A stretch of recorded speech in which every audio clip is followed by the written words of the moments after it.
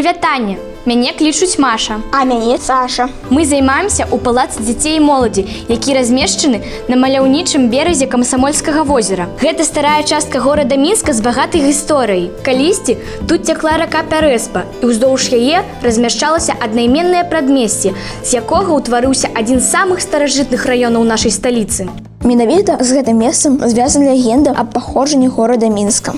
Паводле народнага падання слова Пярэспа адбылося дзеяслова перасыпаць. Некалі Пярэспа была забудавана вадзянымі млынамі. Менавіта тут калісьці пасяліўся знакаміты волат-знахар па мянушцы Меніск і пабудаваў ён на рацэ Свіслачы вялікі каменны млын аж на 7 колаў. Легенда пра Меніска натхніла нас на стварэнне гэтага анімацыйнага фільма. Мы вырашылі сваімі рукамі стварыць персанажаў гэтай легенды. І вось, што ў нас атрымалася.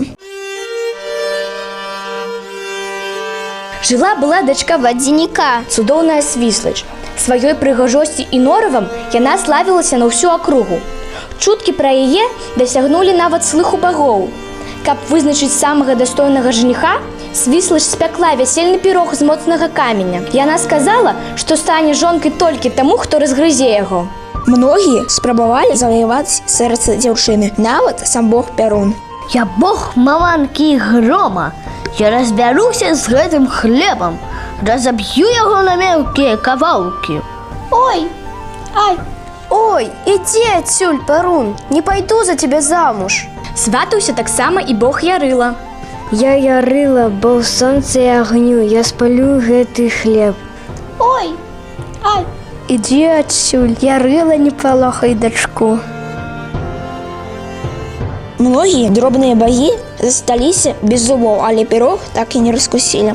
Неўзабаве ніхто ўжо і не сватаўся да Свіслачы. бацька, што ж рабіць? Смелыя і моцныя жаніхі перавяліся. Няўжо я так замуж і не выйду? Да, бачу, што багі табе не падашлі, дачка, а ты прыглядзіся да людзей.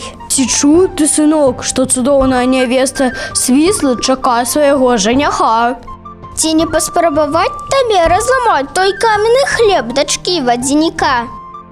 Меніск, атрымаўшы такую вестку, зразумеў, што зубамі пірог не зламаць, але вырашыў зрабіць хітрэй. Прыгажуня Свіслач, давай мне свой пірог, я змагу яго раскусіць.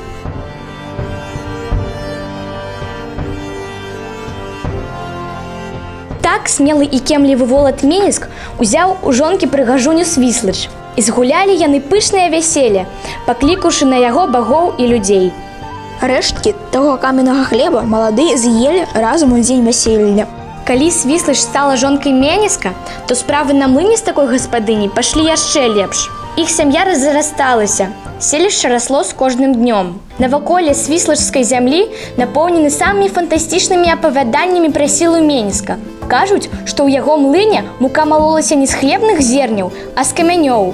Меніск становіцца кіраўніком новага горада і пачынае развіваць яго, будуючы дарогі, масты і будынкі. Новы кіраўнік заключае мірныя дамовы з суседнімі плямёнамі і устанаўлівае гандлёвыя адносіны.